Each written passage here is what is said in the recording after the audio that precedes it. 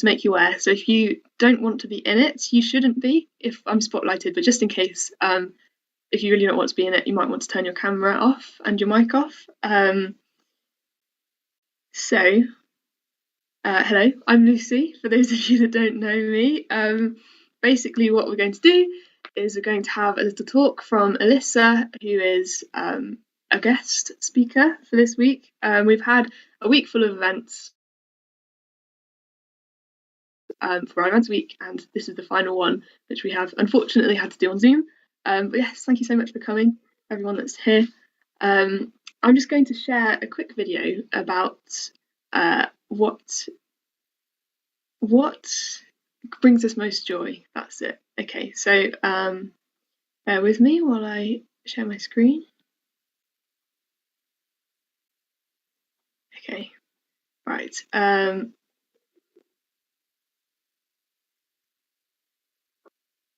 Wait, I need to share sound. There you go.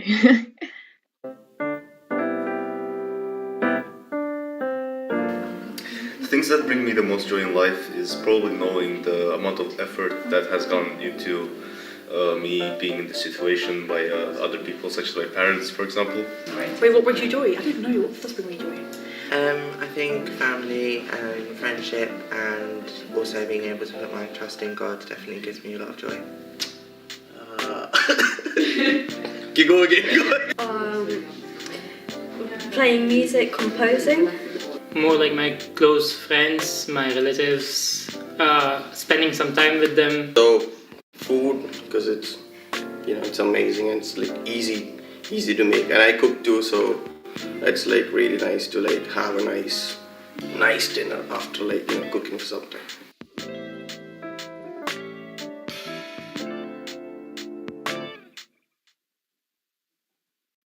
Cool. So that was our little video. We interviewed a few people on campus as to what brings them joy, and that was some of their answers. I'm sure some of you might be able to relate to those.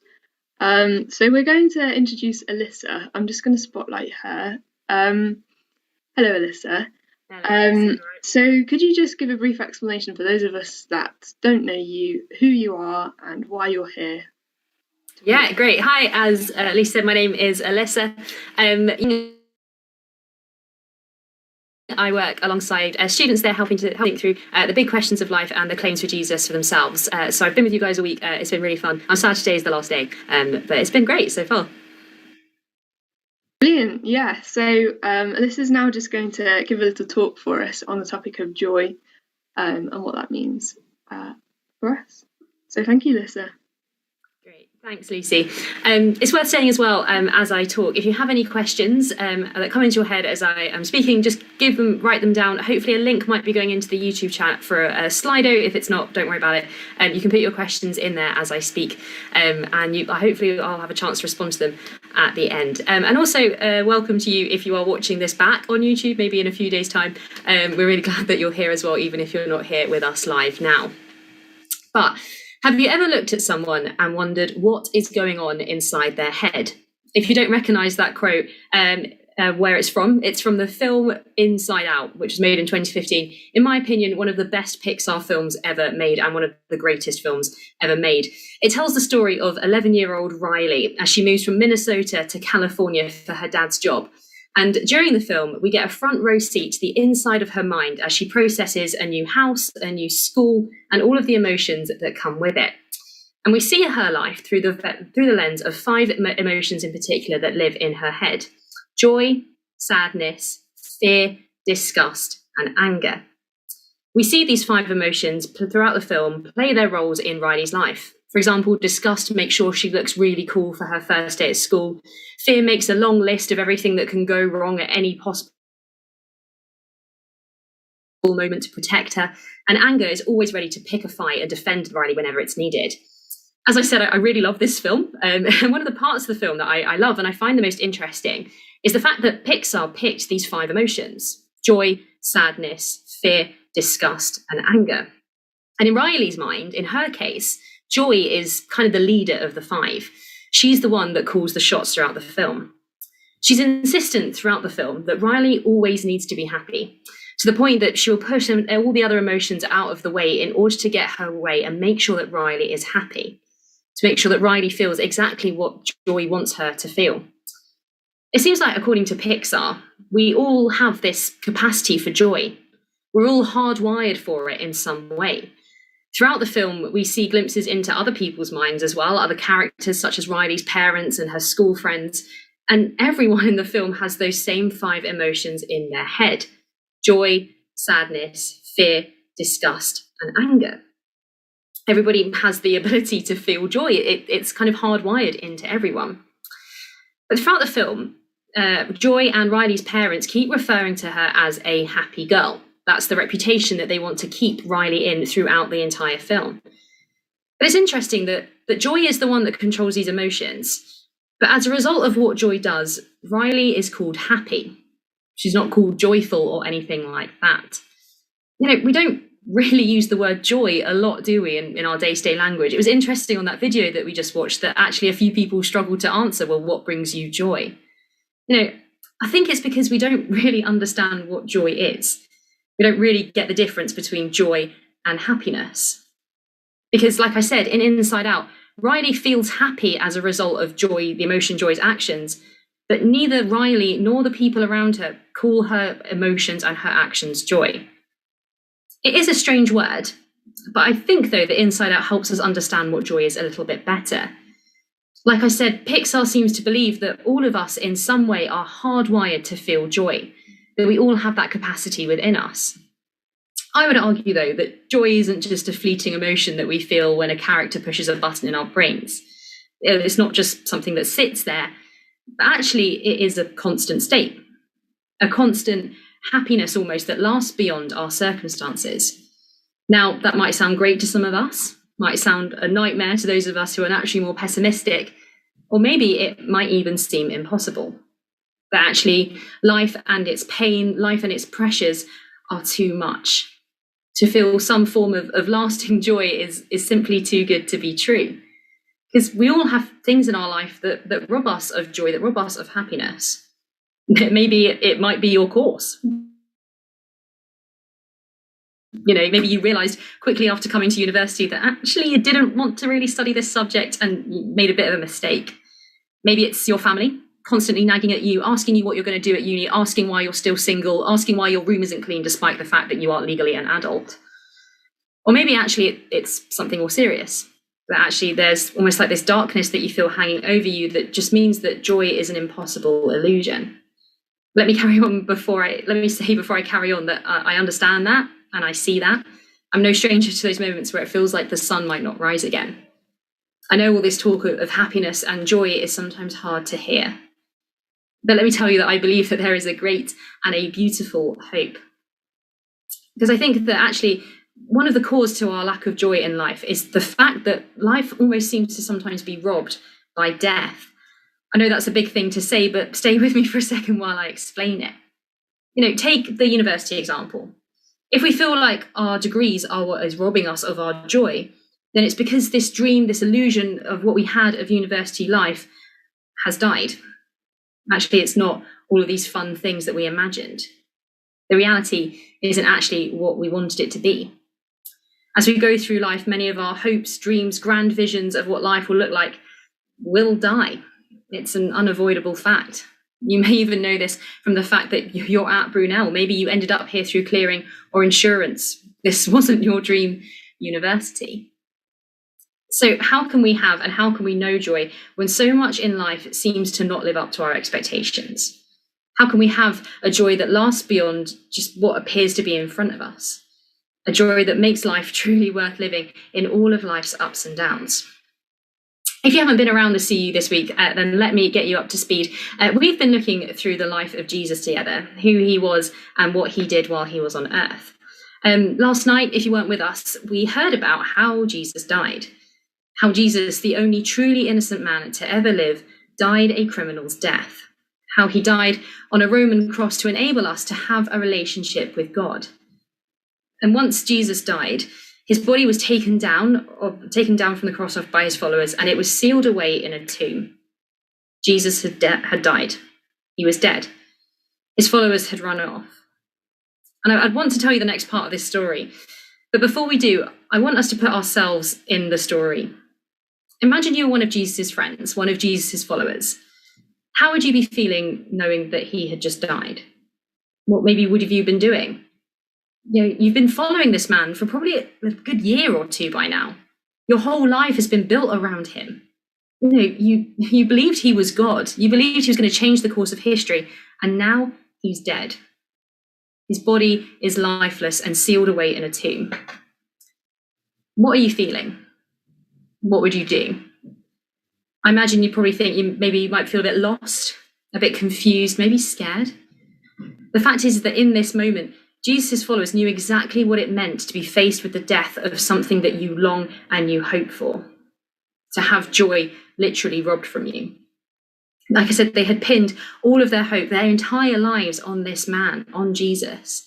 They had been following him around, watching him do and say incredible things, watching him heal people, watching him calm storms, which we could have done with today, let's be honest, even feeding 5,000 people with 5 loaves of bread and 2 fish. Incredible, amazing things. They believed that he was God, but he was dead. His lifeless body had been sealed away in a tomb. These people were left on their own. Their joy was gone. Everything they built their lives on for the past 2 years had died. And so they find themselves in this kind of like weird limbo place. This story is only set a few days after Jesus had died. So they're very much still grieving, but they're also not quite sure what to do next. What do they do with themselves now? As is tradition in the days of Jesus, we pick up the story where 3 of the women who followed him go to his tomb 3 days later after his death in order to anoint his body. And that's where we pick up the story this evening. If you're familiar with the Bible, or even if you're not, if you just go onto Google and type in Mark 16, 1-8, it might come up in the YouTube chat or the Zoom chat as well. That's where we're picking up the story this evening. So it's told by a man called Mark. I'm going to read it out myself now from a passage in front of me.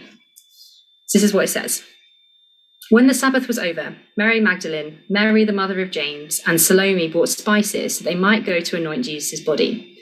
Very early on the first day of the week, just after sunrise, they were on their way to the tomb and they asked each other, "Who will roll the stone away from the entrance of the tomb?"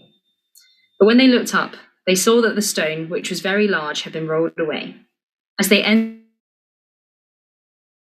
the tomb, they saw a young man dressed in a white robe sitting on the right side, and they were alarmed. "Don't be alarmed," he said. "You are looking for Jesus the Nazarene who was crucified. He has risen. He is not here. See that place where they laid him. But go, tell his disciples and Peter, he is going ahead of you into Galilee. There you will see him, just as he told you."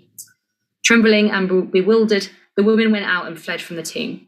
They said nothing to anyone because they were afraid. So here we are with these 3 women, expecting to find a sealed tomb with Jesus' body in there, very much dead and very much still in the tomb. But instead, they find an open tomb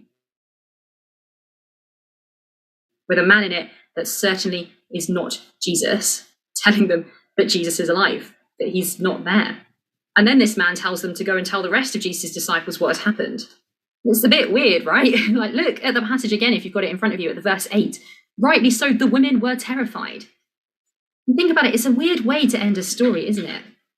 Mark, the guy who wrote this book, he could have ended it with this like big, dramatic, Hollywood-style ending where Jesus comes like walking out of the tomb with smoke showing and lasers and a big projector saying, "Hey everyone, I'm back." If someone has come back from the dead, you'd want to make a massive deal out of it, right? The impossible has happened. Instead, this story almost seems to end with a little bit of an anti-climax, just 3 scared women who don't say anything to anyone about what has happened. It seems like that's it, but it's not. There's more to come. To jump back to where we started with Inside Out, and this is a slight spoiler if you have never seen it before, but it did come out in 2015, so, you know. But the film ends with this moment where all of the 5 emotions in Riley's mind realise that they need to work together in order for Riley to be healthy and well. Throughout the film, in Riley's mind, there are these emotions which are kind of symboled by these yellow balls. And at the start of the film, they're all one colour, depending on the dominant emotion that's associated with it. So the joyful ones are yellow, the blue ones are sad, etc. But by the end of the film, we see these memories are a combination of colours on their surface. a reflection of the emotions that are felt in any and every moment. If this story was to become one of those emotions, it would start purple, which is the colour of fear, but then move to yellow, the colour of joy. These women were scared at the start, and rightly so. It would be terrifying if somebody you've never seen before in your life tells you that your friend is alive when you go to visit their grave. But the fact that the CU exists, the fact that I'm sitting here today speaking to you, is testament to the fact that those women's fear wasn't the end of this story. That they did tell other people. They did tell Jesus' other followers. And then those other followers went and told other people. And this has happened over years and years and years and years, and has led us to today. Something changed in those women's emotions. I'm sure it might have been out of fear to start with, but I'm sure it turned into joy as they came to realize that it was true, that Jesus was alive, that it wasn't that he was just, put in a tomb by accident when he was still alive and had just walked out a couple of days later. The Romans were expert killers, and they would have made sure that he was fully dead. And it wasn't that Jesus' followers just faked it. Many of them later on in history died for their belief that Jesus was alive. You wouldn't die for something that you knew wasn't true. Jesus was alive. His body breathed again. The body that bared the scars of the nails that were driven into his hands and feet was brought back to life.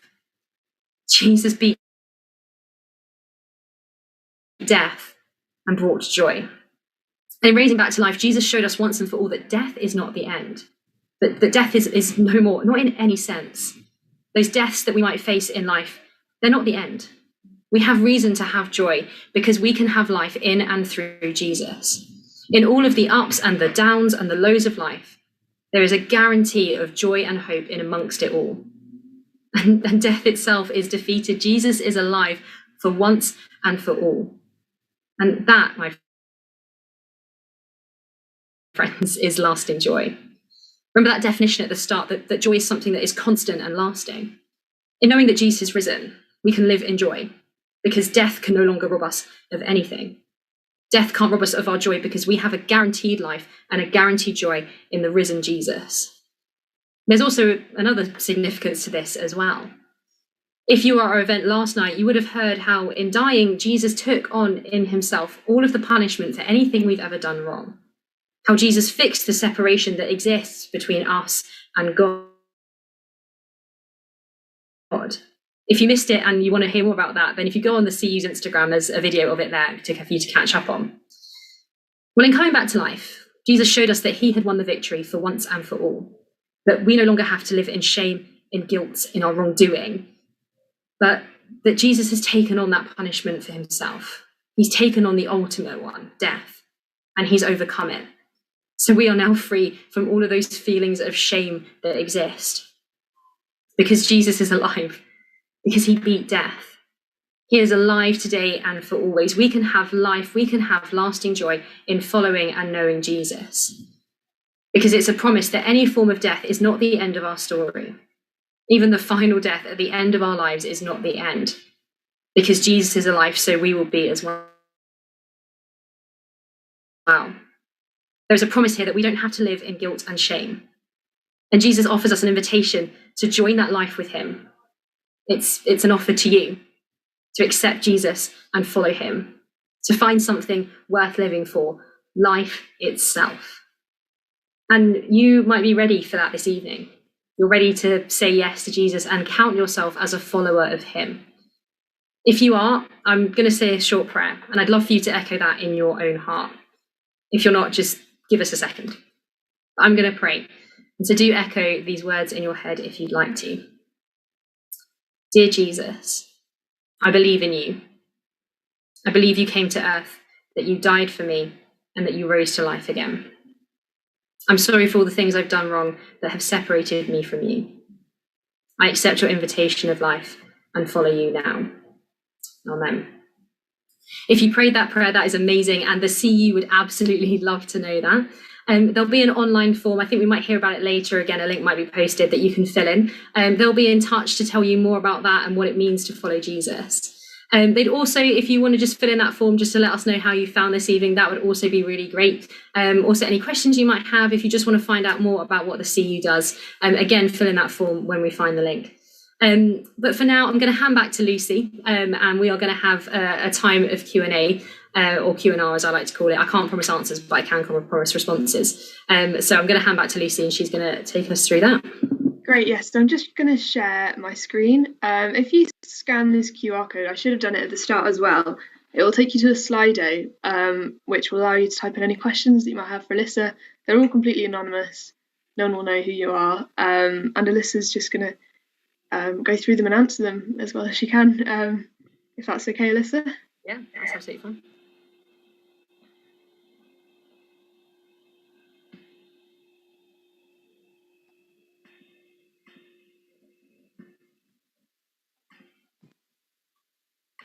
Lucy, would you like me to go through the questions myself, or are you going to ask them to me? Oh, right, sorry, yeah, no. Yeah, so we've got one question so far saying, does Christianity teach that it's wrong to find joy in worldly things? Yeah, that's a really great question. And I think the answer is that the world that God has given us is good. We Christians believe that the world and its creation is a good and wonderful thing. And Christianity also teaches that there are some things in the world that aren't good, that are sinful. So I think it depends on what you mean by worldly things. Obviously, I don't know because it's just a question on a screen. But I would say there are certain things in life that we are to find joy in, like creation, all the good things that God has given us, other people, all that sort of things. But there are certain worldly things that actually we're not to find joy in because they're not in line with kind of what God has given us, the good gifts. They might be what I mentioned last night about they might be sinful things. Actually, we're not to find joy in those. But yeah, I hope that's a quite concise answer for quite a big question. But hopefully that's helpful. Okay, yeah, no, that's good. There's another question that says, how can we find joy in tragedy? Yeah, that's a massive question. So first of all, apologies if I don't do it justice, and also just want to say, often I think when I do these sorts of things, that our question is asked from like a really personal experience. So if you are going through a tragedy right now, my heart goes out to you, and I hope that you are okay. I think one of the beautiful things about Christianity is there is this idea within Christianity called lament, and that is that when tragedy happens, we feel those emotions, we feel those pains. Actually, Christianity doesn't try and sweep those under the rug and say, no, you must be happy all the time. It says, actually, kind of let's deal with it. Let's feel what we need to feel. Let's process the tragedy and all of the sadness that comes with that. But actually, in Jesus and in what I've just said, the story is that tragedy isn't the end of the story. That there is hope on the horizon. There is joy on the horizon. Because, if that tragedy is literally death, then Jesus tells us that death isn't the end, that there is hope beyond that. And I know that is so hard to feel in the moment. Like, I fully get that. But actually there is this beautiful idea of that death and tragedy isn't the end of the story. Hopefully that's helpful. Good answer. And one final one. There's a question: does God give us a way out of things like depression and anxiety? Again, a great answer. Great question. I would just want to start by saying that actually I am somebody who has suffered with anxiety and depression at the start, so I know kind of how it feels. And I personally have had Christians say like super unhelpful things to me throughout my life, of just being like, oh, just pray and it will go away, or just whatever, do whatever it is you need to do. And it's really unhelpful sometimes when Christians say that. And it's hard because we live in this kind of time where we believe that God can do great and miraculous things, but sometimes we don't always feel that. Sometimes we don't, we don't get healed from depression if we ask for it, or something like that. I think I would say is that sometimes God might provide a way out, and sometimes he might not. And I'll be honest with you, I don't understand all the time why. And there have been moments in my life where I've been like, I just want this taken away from me, and it hasn't been. But again, to kind of go back to the last question, what keeps me going is the fact that I know that Jesus is alive. And actually the hope that I have in Jesus, it's not, I wouldn't call it necessarily a way out, but it's a comfort and it's a hope to me when actually it seems like kind of death and darkness is the only solution. Actually, there is a beautiful hope and a beautiful joy in the resurrected and alive Jesus that I know for me I've really clung on to and I really hoped for and kept my eyes on when things have been difficult. So yeah, I don't know whether or not, like, kind of, I wouldn't say necessarily God gives us a way out all of the time. And also, just to add, because I don't think Christians say this enough, is that actually, like, going to therapy and getting counselling is also a really good and beautiful thing, and God sometimes can use that as well to kind of help heal us. So if that question is a personal thing for you, I'd really encourage you to get help where it's needed. Yeah. Great, thank you so much, Alyssa. That's great. If this talk was something that's made you want to think about Christianity a little bit more, or explore some of the Bible, or anything like that, we have, if I can do this, we have an Uncover event coming up on Tuesday. It's basically, if we were in person, there would be these books on the table, but we're not in person. These are books, they're called Uncover. They are a little section of the Bible written by a guy called Mark, and basically we just want to open it with you, share some of it with you, answer your questions or ask them with you, that sort of thing. And we're hoping to be able to just invite you over for dinner and then go to this Uncover event together, so that it can be a nice sort of chat. If this is something that you're interested in, or if you would like to get involved in the CU another way, you're more than welcome, and we would really love to have you. If you could scan this feedback form, you found the events, tell us whether or not you'd like to get involved. We'd really, really appreciate that. It's another QR code, I know, but we'd really, really appreciate that, and it's lovely having you. I think, is that the end of the live stream?